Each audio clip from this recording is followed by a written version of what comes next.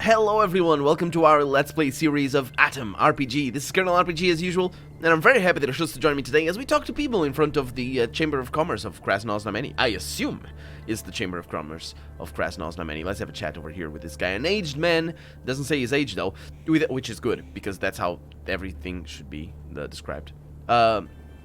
With a neat beard and clean and pressed suit, looks at you strangely. After fiddling with his glasses, he asks you in a quiet yet low voice, which is, I think it's like, I think, yeah, something like that. Yes, can I help you? You look intelligent. That's rare, you know, the glasses. You think so? Maybe, but I don't judge people by the way they look. All I know is that I know nothing. Well, I know that I do not know anything. Socrates, right? Even though that's not a direct quote from what he just said. Was it Socrates? I suppose it might have been. I'm very intelligent. Or Democritus. I can't remember myself. What I am sure of is that the man who denies that he is blind twice. Very... how do you find to take care of find time to take care of yourself? Also, what does that mean? Does he smell right now? Like, or does he not? Were you expecting him to smell and be like, ooh, this guy doesn't smell and he says things? Do I look that good? I just clean my clothes and wash my face daily. Nothing more. The man lifts up the sleeve of his suit to look at his Pobeda watch. Sure. But now I have to depart. Have a good day. No, I need to talk to you. I have to ask you questions. Well, I can spare a few moments. What would you like to know? I would like to know about Krasnoznameni. It's an old city, founded by the legendary Count Rayevsky himself. A city that had many a name and many an owner in its time. But still it didn't change much. A place straight out of Saltykov-Shchedrin novels. If you know what I mean. I don't, actually. How's life in the city? A good question. I still can't figure out how it works, but if you dumb things down a certain amount, you might say that the city is ruled by the Chamber of Commerce, with criminals at it as its left hand, and lawmen its right, and from the shadows, the Mushroom Society oversees all. Who is the true leader? I can't say. Do you know anything about the happenings in the wasteland? Only a little bit. Our Krasnoznameni, Paragon, and some other factions share this proverbial orange that is the wasteland. I don't know any proverbs about oranges, I'm sorry. There are lots of us, and only one of it after all, but you look like a person who knows it even better than I do. It's probably a Russian proverb, I suppose. Have you heard any rumors? Just fragments, and I'm not sure even about those. For example, what should I think about the rumor that there are live nuclear weapons stashed in the eastern hills? Sounds like nonsense, but who knows? I wasn't there to check. I suppose you weren't. They all have two monies. Okay, I'll talk to you later, I suppose. Let's have a chat with this fella over here. Hello. Is fella gendered? I don't know. Is it like, does it work just for men? I don't know. Because it's a woman. A finely dressed woman around 40 nods to you in greeting. As you walk up to her, you notice that she has the most new-looking and shiny shoes you have ever seen in your life. They are colored deep red and are even decorated with bright silver ribbons. Yes, I would like. No, wait. Those shoes look so good. There simply must be a good story behind them. The woman smiles, showing somewhat yellowed but still healthy teeth. I'm now judging the teeth of people. It's like, Anyway, no, not just any story, an action-packed story for sure. Anyway, sometimes I work as a lawyer. One time I had to go through the mountain pass of woes to observe a trade deal being made between a member of the Chamber of Commerce and some merchant. I rode on a truck together with some guards and the driver. At one moment of our trip, the driver named Slavik, is that a name? I think that might be a name. It sounds like also like a ethnicity? I don't know. I don't know. Noticed that a storm was brewing in the mountains. Driving further became dangerous, so we found a small house near the road. I ran to it and started hammering on the door, which is, I suppose, very rude. After 10 minutes of tireless hammering, I assume, a toothless this conversation is very dedicated to teeth. A toothless hag opened the door to me. She had a huge crooked nose and a pointy hat. I started begging her to let us in to sit through the storm, but she just said a harsh no. Meanwhile, the wind became furious because, obviously I was hammering on the door for so long. It's just the wind, it couldn't sleep. Small trees were being bent to the ground. I was so desperate. I continued begging her to let us stay in her house, but instead of doing the right thing, which would be to kick you out of her front porch, she fished out a squirrel on a stick from her purse, started waving it around, yelling that she will curse me if I won't go away. Wouldn't. The wind became almost unbearable at that moment, which I assume it's worse than before. I thought she said the wind was unbearable. No, the wind was furious, and now it's almost unbearable. Okay, I'm gonna continue listening. I became so desperate I even thought of simply overpowering that old hag and her squirrel on a stick and getting in her house without an invitation. But then, in a terrible gust of wind, the top of her house collapsed. Crash slam. And when the dust settled, only the old hag's legs were visible in the rubble. Guess it was a good thing she didn't let us in after all. We had to wait out the storm inside the truck. We were like canned sardines, all on top of one another in the tiny space. Which I assume wasn't any different from how they were when they were actually traveling, but anyway, after the sky cleared, we searched the remains of the old hag's home. There, under her bed, which wasn't crashed, I found those shoes. They were in a pre-war box, never opened, never worn. She was probably saving them for her burial.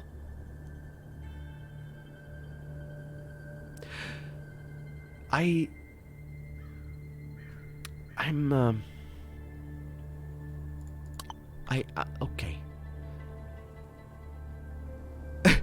You seem like a smart woman, but you shared a crap story. Bye.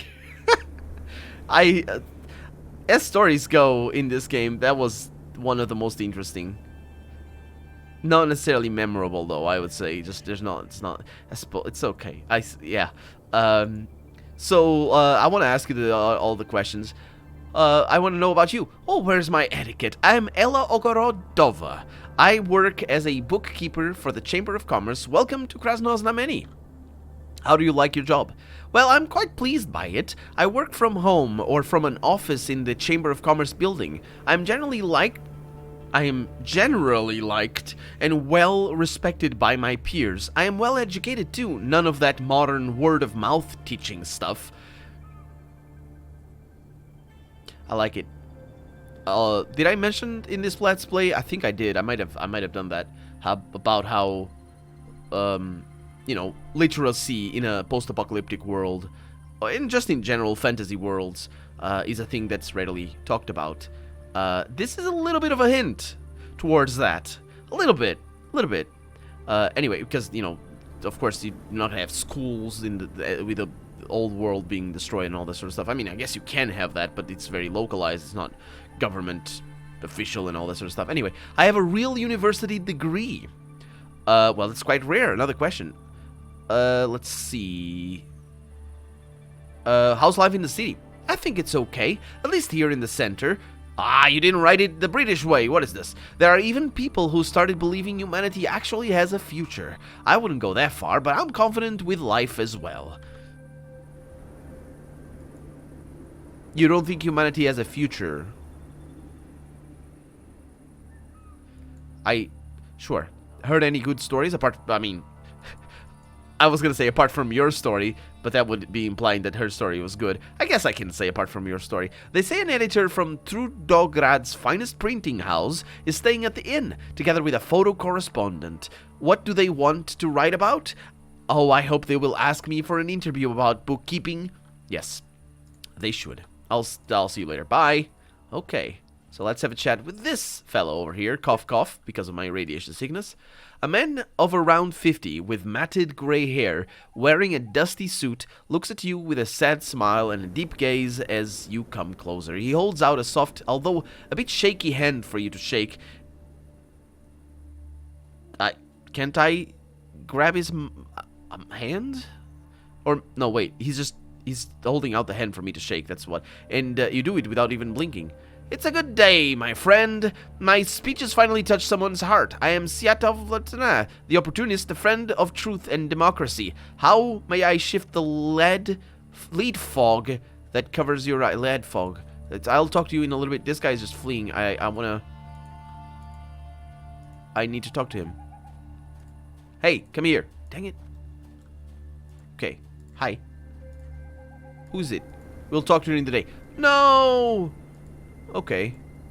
You want... I am onto a conspiracy. That's all one word, though. Onto. Wait a minute. Did I lose the lead fog dude? Oh, no. I ruined everything in my life. Oh, no. Oh, no. Okay. How do I rest? Oh, I reloaded. That's not what I need. Character? No, that's the one. Rest. For 12 hours. That was not 12 hours. Was it? I just died. It wasn't.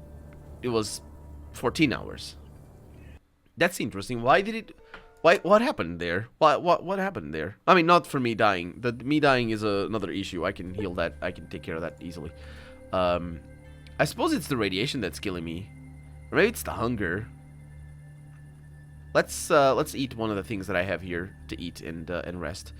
So, I have corned meat somewhere. If I can find it. That's it? That's it, yeah. So, just use that. 4 healing points. Let's go back over here and rest for 12 hours. I think I died again. Yep, boom! Huge sound. So, I guess I'll have to heal properly. Which is fine. Yeah, I really don't fully understand. I suppose I'm taking radiation damage. So let's take care of the radiation damage. Let's see what we have. So that's what I need. Antidote. Wolf antidote. Rat 0. Do I not have Rat away? Or the equivalent, anyway. That's Rat X. I don't have Rat away. That's interesting. I need to drink vodka then. But this is gonna kill me. Lovely noises. Absolutely the best noises. Also completely removed... Oh no, that's poison. Did not remove completely the radiation. Okay. Okay, now let's experiment with this. So I need to click there and then rest. And let's go with 3 hours. I healed for 2 points. And I'm not drunk anymore. Not even a hangover. That's how good it is. So my hunger is a little bit on the bad side of things, though. So that might be what's killing me. Let's go with 3 hours again. For 2 more health points. My hunger is a little... Yeah, it's probably the hunger that's killing me. Somehow. Somehow. I mean, I'm willing to accept that. It's just that I couldn't figure it out before. Let's use that. And now health points right there. And then rest a little bit more for 3 hours. That's the stuff. Was I mistaken in saying that, you know, from 6 p.m., 12 hours is 6 a.m., not 8 a.m.? Am I wrong? I don't think I'm wrong. That's not... Anyway, let's go inside, and then we'll have to talk to the people out here. Hopefully I'll find them again. A well-built guard with indistinguishable age gives you an inquisitive look and adjusts his old automatic rifle so he can have a more comfortable grip. Over the years on the force, he clearly learned a thing or two about people. It's very insightful, my character. What are you looking for? He asks. I'm just curious. This is a big city. What is it the local government is located and all that? The man gives you a long look and then nods at the building right behind his back. Right here, in the Krasnoznameni Chamber of Commerce. Behave yourself and stay out of trouble, or I'll kick you out in a jiffy. How's the job treating you? Do you want to join the force? Well, then you're out of luck. The draft is over, and the next one isn't happening anytime soon. Would you like to chat about local rumors and gossip? All this chit-chat isn't really my thing. You need to find someone else to talk to. Okay, chat, bye. I was trying to find someone else to talk to. Is it this? No, this is a finally intelligent man. What about the other one? Who's this guy? The old regime red vampires are sucking all the blood from the people. You say, under the statue of Lenin. I suppose that's not coincidental. I think that might be exactly what he's trying to do. Let's have a chat with him. A man of around... Oh! I know you. Yes, this is the guy with the... No, wait. Yeah, he said that before. Yeah, this is the guy. He just has a different description. Or not a different description, but a different intro line. I can see it in your eyes. Those vampires from the Chamber of Commerce did not steal your freedom of thought from the first time we met. How can I, a martyr for freedom, help you today? Who do you oppose? The man points to the Chamber of Commerce building with a theatrical gesture. Who else would I oppose with my work? Only those uneducated little tyrants that off the blood and sweat of us working people. They off the blood? Okay. Those communist vampires are calling themselves the Chamber of Commerce, but in reality they are nothing but puppets in the hands of A.T.O.M. Oh. Isn't the Chamber of Commerce denying the very existence of A.T.O.M? I don't have the patience to hear such silly assumptions. Sure, I didn't assume, I just asked. Can't you see that this is just a cover-up? Sure, they deny A.T.O.M exists, but they serve it anyway. The Chamber of Commerce is a dirty brown stain on the underpants of history, and A.T.O.M is a remnant of their KGB overlords. Yeah, I got that impression, that's true. So what's your alternative to the rule of Chamber of Commerce? Well, first off, I want to make this law that allows you to say anything you want in the city of Krasnoznameni. Freedom of speech, that's it. Yeah, and also, I want to make everyone say they're sorry for the crimes of Stalin's regime. And I want a monetary compensation for being a martyr for freedom. For all those years they held me in a mental institution. Which is actually, I wonder if this is stuff that actually happened. I'm not sure about happening right now, because the history of it's complicated. But yeah, I wonder if it's a reference to somebody. Let's see. What did the Chamber of Commerce ever do to you? I say in a very defensive manner. Ah, what do you mean, Stalin's crimes? He didn't kill me. What? He asks, very upset, apparently. The Chamber of Commerce is the continuation of the regressive Soviet regime that punished me by making me take antipsychotics, and even now hunts all those who dare to say the truth. My God, why, just yesterday, one of the crooked militiamen of this city came over to me and said, if your crazy ramblings were not as pathetic, we'd already jail you. We'd already have jailed you. Anyway, he's not very literate. He says words in a weird way. See how close I am to being imprisoned, young man? What other civilized country? What did other civilized country has such a regime? In 1985? Oh, I mean, yeah, I could a lot. Actually, wait a minute. 1985 is a nasty. The 80s are a nasty year for a nasty. The 80s are a very, very nasty decade historically. Holy crap! I'm now thinking like, I don't know the dates though, but you have stuff like South Africa, and the whole terrorist attacks in Ireland, and the Wolf War in Ireland, and also in Spain, and in the isn't that the is the 80s? Is Vietnam the 80s? Or is that 70s? That's 70s, isn't it? Anyway, this like, and then it's just, where's the Korea? No, Korea War is 50s or 60s, and 70s is Vietnam. I don't know. Anyway, this is just messed history of humans basically. But I wouldn't be able to say anything about his particular situation. Let's see. Can I change the topic and ask you about the normal questions? Yes. Man smiles. So about yourself. What can I say about myself? I'm just a simple martyr. One of me. I don't think he knows what martyr is. Well, I guess, since he was a political prisoner. But that's not what martyr means. Martyrdom means being killed for a cause. That's what it means. And I am not sure, like, self-martyrdom is a thing. I don't like, I'm not really sure. I mean, not that he was, mind you, but I'm thinking, now that I was thinking about the 80s, I'm thinking about that monk in I want to say Indonesia, that self-immolated in protest to the oppressive regime at the time. Oh yeah, and also yeah, Indonesia and Timor and all that sort of stuff. That's another. So that's not just the 80s. That's throughout the 90s. It's just yeah, yeah. So I'm not sure if that applies as well. But he doesn't know what. Maybe he doesn't know. I don't know. Maybe I don't know what martyr means. One of millions of those violated and murdered for speaking the truth. I wasn't murdered yet. Those bastards are probably afraid of causing an international conflict. I don't understand. Like, they talk about countries and about international conflict. I have no idea. I have no idea. This is a post-apocalyptic world. Anyway, I am widely known to the Western press. You know, I had radio interviews. I read lectures. I made read. That's what he says. I made slide presentations.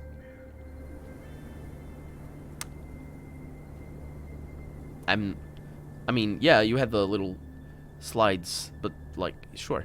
They called me an anti-Soviet dissident. They painted. Is that not? Are you not? Is that not what it is? I thought that's what you were. They painted me crazy. They made me take my temperature and give some of my blood for testing in the underground halls of criminal psychiatry, that's the word. But even after the bloody Soviet Empire was finally destroyed in a nuclear blast, my fight wasn't over. I'm still struggling for peace. So how's life in Krasnozna Many now that you are no longer in prison? The man's face grows red, of course, because that was the very inappropriate question, I suppose. His nostrils flare, his knuckles go white. Well, what can I say about this city of post-Soviet remnants who made it into an ungodly nest of communist tyranny, where people are prosecuted for the simple wish of saying the truth. Every day I pray that God destroys this place while I'm taking my evening stroll in the woods. What do you do for a living? I gather mushroom. I do odd jobs. I hunt giant ants sometimes. The myrmix, right. Why would an intellectual such as myself stoop to such low-end jobs? Well, because they didn't allow me to work like I wanted. I went to them. I went to the members of the Chamber of Commerce. I begged them to give me some money to start my own libertarian newspaper called Death to the Chamber of Commerce. And they simply said no, probably hoping I'd die from starvation with no job at hand. Okay. Yeah, it's right there in the tin, isn't it? So what do you, this is what I asked already. Can you share some rumors? The most interesting thing I heard is that A.T.O.M, the accursed remnants of the old regime's army, sent an agent into the wastes. Why? I don't know. Probably because more evil, or probably to cause more evil and tyranny. Yes, most probably. I'll talk to you later, though. Did I talk to you? No. Okay. Well, bye. That's that. Don't hear about that, Lenin. Don't say anything. Shh. You don't know who we are. It's just fine. The man with the tattoo, right? It's this dude. Jenna. Yeah, it's just going around. He's doing his thing. I'll never see the other dude again. Maybe I will. They're sort of moving back. Is it that guy? Was it this guy? Hello. Oh, a gray-haired man with a neat beard is taking a slow walk, mumbling barely distinguishable words. As you approach him, you understand that what you're hearing are mathematical terms. Let's see what it is, because I can't. Maybe it's not going to be. Anyway, in this case, oh no, he is saying it. Yeah. In this case, the quadrature of the circle will be equal to... Oh, I haven't noticed you there, young man. How long have you been following me? Are you a student? Well, that wasn't very discernible about what the heck he was talking about. The quadrature of the circle, I'm pretty sure, is impossible and has been proven to be impossible, according to some videos that I watched from Numberphile, which is a channel on YouTube. Math students, or something. Are you some kind of local professor? An elderly man smiles apologetically over there, as if he's feeling guilty for not introducing himself earlier. Tadeusz Petrovich Plov, at your service, young man. Not gonna lie, it's been over 20 years now since I've been a professor. Nowadays, I'm just a simple man who lives out his days with his wife Rita, from time to time providing advice to quote the words of the immortal Alexander Pushkin, a young and unfamiliar tribe on various technical issues. Really, you're good with words, a bold and confident speaker. You should really write a book so all your knowledge won't go to waste. Yeah, write a book. But you see, even though my brain is able to store a lot of engineering secrets, I never learned how to do several things at once. I do have plans to write a number of textbooks for the future generations, but I am constantly distracted by all these consulting jobs that I need to take in order to feed my small family. Do you think that you could have written all these textbooks if someone was to finance your work? Young man, these jokes made my whole heart ache. No, for no good reason. Do you know how happy it would have made me to write these textbooks if I would have magically received at least 10,000 rubles needed to secure a decent life for me and my wife? That's not something you can just get because destiny decided to show kindness. No, it isn't. I don't think I have that kind of money at all. I kind of almost there, but yeah. Well, here's where you're wrong. Right now, I'm a bit short on cash, but I promise to sponsor your work as soon as I have some money. With all due respect, my friend, I find it hard to believe. Why waste our hopes on the impossible in this cruel world? Well, I'll prove you wrong as soon as I have the money. Sure, unless you're looking for my advice, because in that case, I'm afraid I will need to charge you, he says. Yeah, with the things. Aren't you getting any retirement money from the city?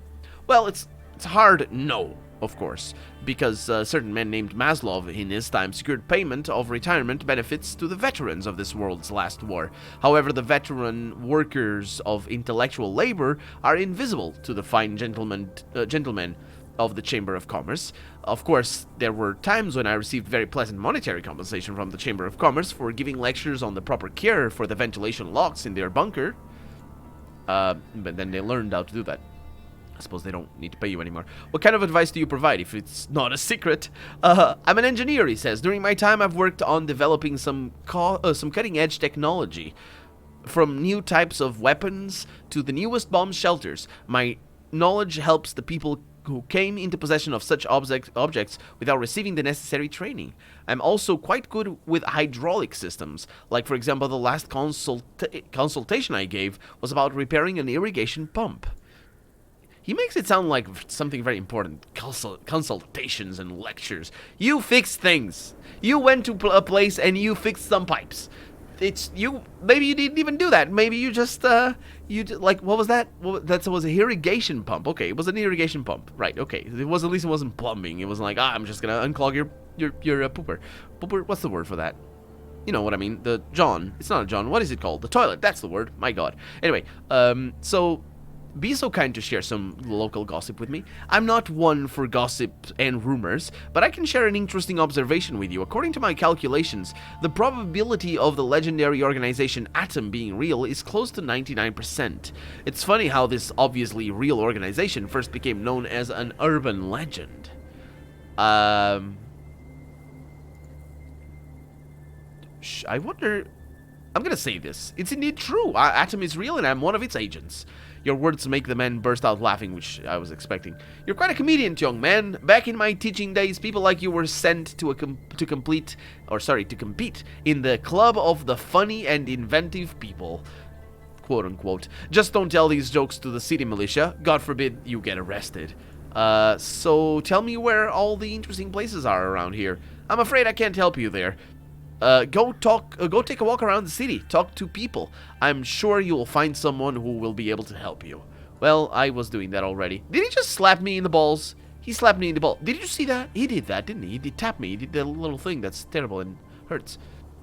Anyway, we're out of time for the day, so we're gonna have to continue exploring the city of Krasnosnamenny next episode. For right now, I'm Colonel RPG, and this has been A.T.O.M RPG. I really hope you've enjoyed it, and if you did, go ahead and leave a comment. Like the video if you want to see the next episode come out sooner rather than later. But above all, thank you so much for watching, and I hope I'll see you next episode.